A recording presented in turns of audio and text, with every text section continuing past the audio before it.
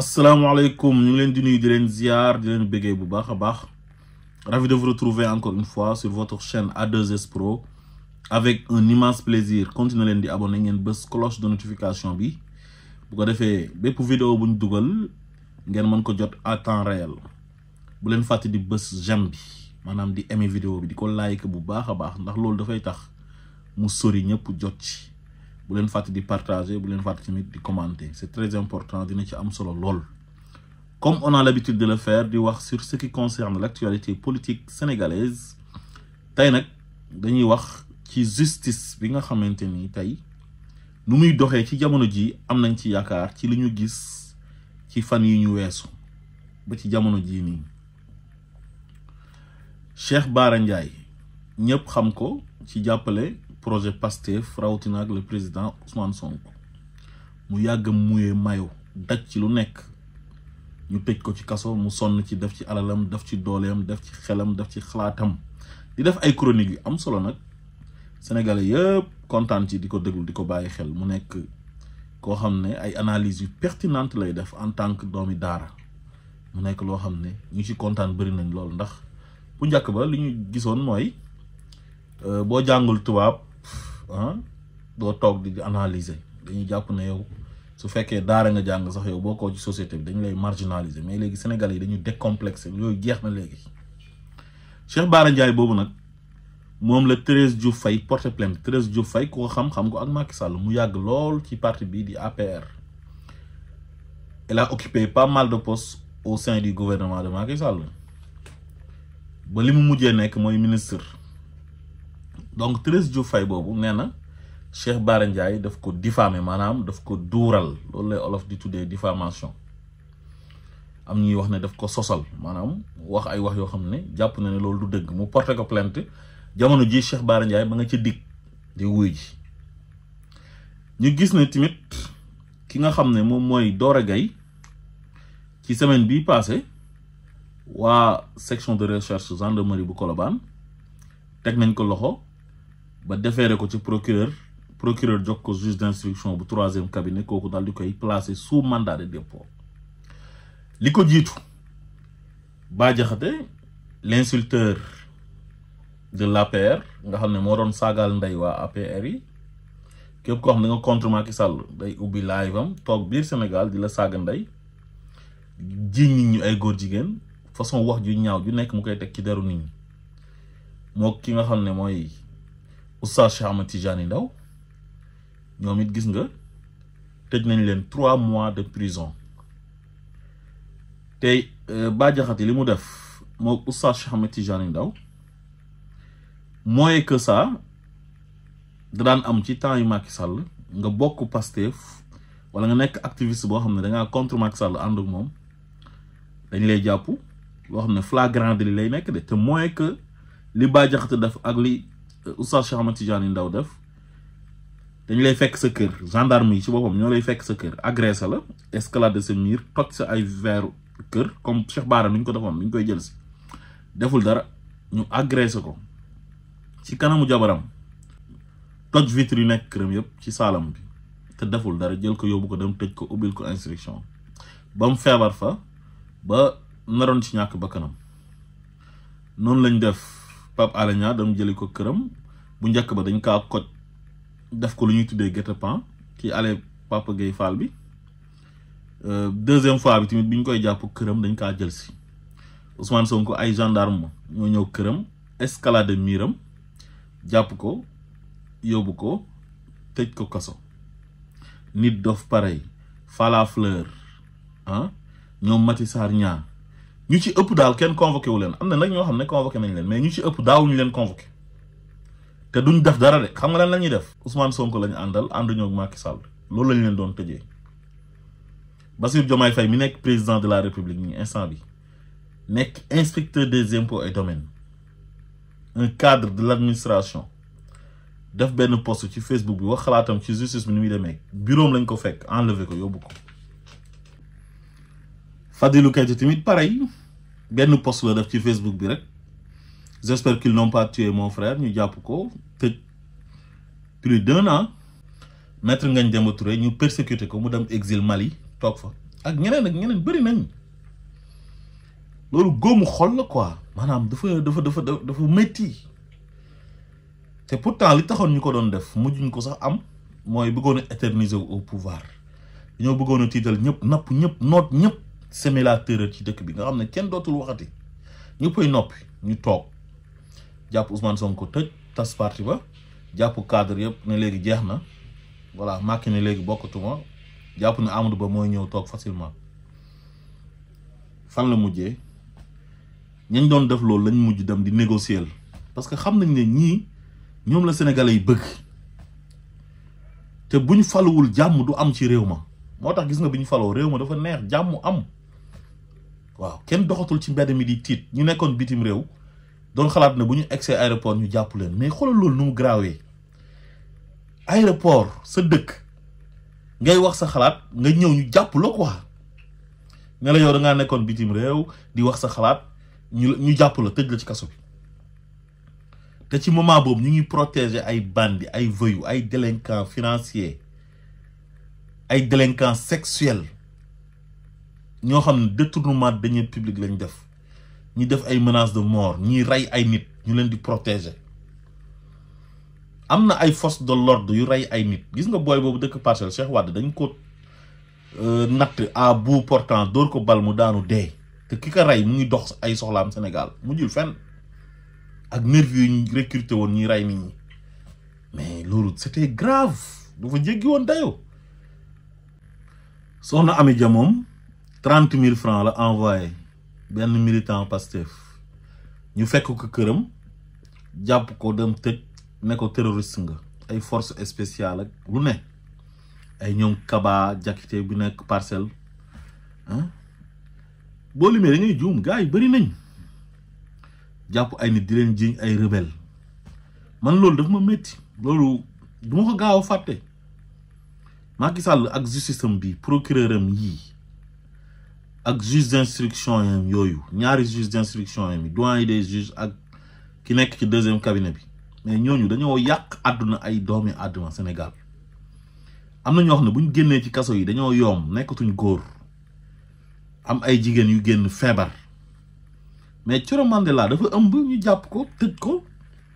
di ko toroxal di ko yéegloo ay escalier di ko tëddloo ci ay karo commissariat central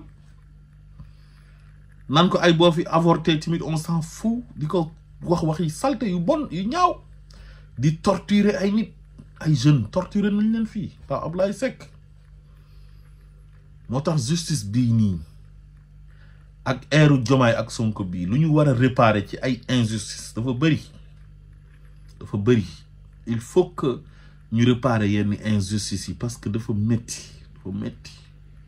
am na ñoo xam ne loolu da leen a traumatiser ba léegi ni ñu leen jël seen kër rek traumatisme boobu ba léegi dafa leen a jàpp terreur mel ni nguuru ay Hissène Habré nekkoon ci dictature bu metti doo wax doo def dara ñu coller le motif fekk si la sa kër jàpp la agressé tëj ci kaso bi boole ak ay saaga ndey lu metti waaye bu ñu gisee justice bi instant bi ni muy doxalee suñu xel war na dal léegi nag jamono jii ñu gis ne ñi nga xam ne ñoom ñoo nekkoon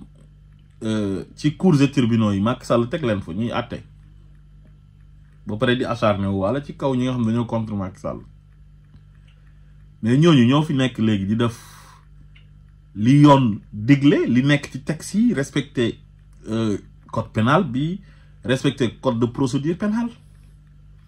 maanaam Bah Diakhaté moom flagrant délit lañ ko àttee moog imam Cheikh Ahmed Tidiane Ndao te loolu moo jaadu ba pare tëj leen 3 mois te bu fi Macky Sall nekkee loolu amutoon kon moo tax ñun am nañ yaakaar ci justice bi beneen bi mooy am na benn activiste boo xam ne Pastef la bokk tudd Alassane Fall dañ ko jàpp ci outrage au magistrat léegi temps yi Macky Sall yéen imagine ngeen ku bokk ci Macky Sall di ko saagaal ndey laa la wax di ko saagaal ndey nit ñi nga porte ko plainte ñu dirigeante plainte bi wax leen ban saagkatu ndey boo xam ne dafa àndoon ak Macky Sall di saaga Ousmane Sonko ak ñi ànd ak Ousmane Sonko ak ñu àndut ak Macky Sall koo xam ne mas nga ko porter plainte ñu diligenter plainte bi wax leen ma kan la. saagakat bu nekk Paris lañ tëjoon te kooku ci affaire de coups et blessures volontaires la te loolu dafa flagrant ba mu ëpp mënuñu woon def leneen. Seydina Fall Bougazelli tamit pareil kenn mënutoon def leneen lu dul téye ko mais gis nga 6 mois la def ci kaso ba génn te Seydina Fall Bougazelli trafic de faux billets la def crime économique loolu c'est grave 6 mois la def ci kaso ba génn te boo demee Rebeuss nii ak yeneen prison yi am na ñu fa tëdd ba léegi ñoo xam ne ay ginaar lañ sàcc am ñoo xam ne ay benn joint yamba donte yamba baaxul encouragé wuñ kenn pour nga tox yamba mais inégalité bi amoon temps yi Macky Sall la ñuy wax rek ne dafa jéggi woon dayo waa léegi li tax ñu war a am yaakaar nag kon ñun ci justice bii nga xam ne kenn waxagu leen dara de assise justice yi lañ def ñu xam ne justice bi dafa am problème te ñoom acteurs justice bi ñoom xam nañ ne dafa am problème ba tax na président Bassirou Diomaye Faye ci programme am dialogue bi mu njëkk a def mooy wax ci mbiru justice problème yi ci am ñu gis ne ñoom kenn waxagu leen dara amul benn réforme bu amagum te ñoom ñi ngi def seen liggéey comme ni mu waree ñi bokk ci président Ousmane Sonko ñu ngi leen di jàpp ñu ngi leen di convoqué ñi nga xamante ni ci Macky Sall lañ bokkoon te jotee woon ak ay nit ñu téye woon plainte yi mais plainte yooyu noonu gars yi dañoo dem réactiver waat ko gars yi diligenté plainte bi ci lañ tëjee Doro Gaye ci escroquerie foncière Adama Faye goro Macky Sall di rakki Marème Faye bokk ak Marème Faye ndey ak baay moom it ci lañ ko arrêté woon section de recherche ci escroquerie foncière benn waay bu mu encaissé xaalisam ne da koy jaay suuf te joxul waa ji suuf si mais imagine ngeen yéen temps yi Macky Sall Adama Faye ñu oo ko brigade de recherche mais dañ koy entendre waxuma la di ko yóbbu ci ay procureur kenn mënu ko woon imaginer buñ ko plainté bu excès brigade de recherche bu ñu oowee procureur bu ñu ko waxee bu ñu xamee ne rakki Marème Faye la goro président de la république procureur daf ciy dëgg tànkam ne bàyyi leen mu sedd te ce même procureur là moom moo jël Doro Gaye jox dossier am benn juge d'instruction bi jël Doro Gaye placé ko sous mandat de dépôt pour continuer enquête am Adama Faye moom dégg naa ñu ne fay na waaye ku sant Faye moom fay rek ngay mën a def moom ku sant Faye soo amelee nit bor danga ko koy fay te loo taal diñ ko fay boo dee jigéen doo fay te ku la nuyu tamit di nga ko fay moo tax dégg naa Adama Faye génn na parce que dafa fay xaw ma nag dossier bi nu mu demee ñu téye Doro Gaye ci escroquerie foncière ba pare moom it même cas la mu fay ñu bàyyi ko te Dora waxoon na ne dafay joxe avance moom ñu téye ko xaw ma nag nu mu demee nag waaye de toute façon am na daal benn rupture boo xamante ni mu ngi xeeñ ci wàllu justice bi te loolu am na solo Bara Ndiaye Cheikh Bara Ndiaye ñëpp xam ko mu fës ci Pastef lool jege le président Ousmane Sonko lool moom la 13 Diouf Faye bu bokk ci Macky Sall porte plainte ñu diligente plainte bi mu gaaw lool Alassane Fall activiste moom it ñu jàpp ko ci outrage au magistrat xam ngeen ne loolu wax dëgg yàlla rupture la Bah Diakhaté jugé nañ ko flagrant délit ba tëj ko Oustaz Cheikh Ahmed Tidiane Ndao moom it pareil te loolu wax dëgg yàlla la répétition est pédagogique su doon temps yi Macky Sall kenn xalaatu ko moo tax ñu jàpp ne fu mu nekk nii nag képp koo xam ne ku bokk ci Macky Sall daan na la tooñ ñuy bañ a diligenter plainte bi mën nga demaat nga réactiver waat sa plainte parce que fu mu nekk nii moom yoon mu ngi commencé am ci réew mi te yoon moo war a am ci réew mi. Gis nga yoon mu am ci réew loolu moom mooy sécurité réew parce que dafay tax kenn du mën a fajal sa bopp parce que yow nit ki su fekkee dafa la ëpp doole jaay la doole tooñ la mais ngeen dem tribunal doo am dëgg wala sax du ngeen fa àgg fu ñu leen di àttee wala mu ne bu ñu demee tribunal maa la fay bàyyi wala bu ñu demee police ma bàyyi la fa wala bu ñu demee gendarmerie ma bàyyi la fa te loolu da doon am ci temps yi Macky Sall mais loolu nit ki mën na mer ba def loo xamante ni naka sudul noonu la fajal boppam te loolu baaxul. loolu moo tax yàlla wax ci alxuraan ne yaa ayyuhal lazina amanu kunu qawamina bil xisti shuhadaa lillahi walaw ala anfusikum awil walidayni wal aqrabina mu ne bi ngeen di àtte leen ci màndu ngeen seedewoo yàlla même bu dee seen bopp sax ngeen di àtte ngeen war a daan seen bopp daan leen seen bopp bu dee sa ñaari waajur yi nga war a daanal sa ñaari waajur yi wala koo xam ne ku la jege la sa mbokk moo xam sa frère moo xam sa sœur moo xam sa cousin sa xarit ku manti doon bu ko yat bi waree dal na ko dal. loolu dafay indi équilibre ci réew day indi sécurité ci réew maanaam gisoo justice seen logo bi balance la balance maanaam yemale te loolu temps yi Macky Sall dafay manqué woon maanaam temps yi Macky Sall yow da ngay jotee koo xam ne Macky Sall la àndal mu tooñ la ba pare na la bu ñu demee yow man maa lay tëjlu mais Djibril War oo na fii ñoom Cheikh Omar Diagne ci seen émission bu ñu doon def Walfadjri li ci dëkk bi ak ñoom Mass Mbow mu oo Cheikh Omar Diagne saaga waa plateau bi ba pare porter plainte Cheikh Omar Diagne ñu jàpp Cheikh Omar Diagne tëj ko ci kaso bi te moom la Cheikh Omar Diagne waroon na porter plainte moom ñu arrêté ko donte amoon na immunité parlementaire waaye damay wane ne lu mu jege Macky Sall moo tax moom mu mën a oo Cheikh Omar Diagne saaga ko ba pare tëjlu ko Bah Diakhaté mi ñu tëj nii da daan tëjlu ay nit te da daan saaga ndey nit ñi toujours ci internet bi ku mu bëgg a tëjlu da la daan tëjlu day toog ba mu yàgg rek xool benn kanam rek ne kii manifestant la jàpp leen ko tëj leen ko mais bu ñu demee ba si benn dëkk ñu ne ku manifester dañu lay jàpp tëj la nga xam ne c'est gravissime ba pare ñi lay tëjlu ñooñu ay civil lañ ñoom ñooy toog oo ay policiers ay hommes de tenue ak ay gendarme wala au procureur directement boole la ñu ñëw jël si la tëj la ne yow da nga doon manifester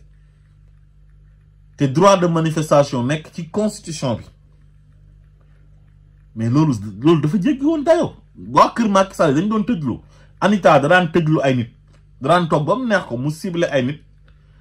publier leen ci page am bi ne ñii nañ leen jàpp ñu ñëw jàpp si leen tëj leen loolu moo tax am na ay jeunes yu bëri yoo xam ne dañu exilé woon daw génn dëkk bi ñi dem ci sous région bi ñu mën a dem Nicaragua ñi mu dugg ci gaal yi dee ñi jàll rëcc terreur bu jéggi dayoo moo fi amoon bu jéggi dayoo moo tax ñii ku leen fayoon seen bor wallahi dinañ sonn mais kenn du leen topp parce que injustice du injustice moo koy faj moo tax ñun lii rek lañ bëgg mooy justice bu jaar ci yoon képp koo xamante ni dañ laa tooñ ba nga xam ne dañ laa tooñ comme lu Thérèse Diouf Faye def nii ne Cheikh Bara daf ko sosal mu yóbbu ko ci yoon su fekkee ne yet bi dafa war a dal ci kaw Cheikh Bara na dal ci kaw Cheikh Bara malgré Pastef la àndal mais nag ñun loolu lañ doon xeex bëgguñu impunité ànd ak Pastef ça ne veut pas dire que ne yow da nga war a am benn immunité maanaam parti au pouvoir nga ànd ak moom ànd ak président bi warul la mën a may immunité ba yow lépp loo bëgg a def danga koy def te du mujj fenn te loolu moo amoon temps yi Macky Sall nekkoon lu métti kon dañuy wax alhamdulilahi rabbil alamin ñun ñi xam nañ ne bés buñ tooñee yet bi day dal suñ kaw ndax yoon commencé na am parce que yoon waru fee nekkal ñi nga xamante ni ñoom ñoo nekk parti au pouvoir ñëpp la fi war a nekkal injustice baaxul ci réew kon daal ñu ngi sant yàlla bu baax a baax te am nañ yaakaar te yàlla bu yàlla tas yaakaar yoon bii nii justice bi jël nii gëm nañ ne su fekkee ne moo continuer sénégalais yi dinañ jubóog seen justice te tollu woon nañ ci jamono joo xam ne sénégalais yi jubóowuñ woon ak seen justice ñëpp a frustré woon ñëpp a meroon da nga daan war a porter plainte sax koo xamante ni dafa jege Macky Sall wala borom doole nga ne non du jarul may dem parce que su ma demee du mujj fenn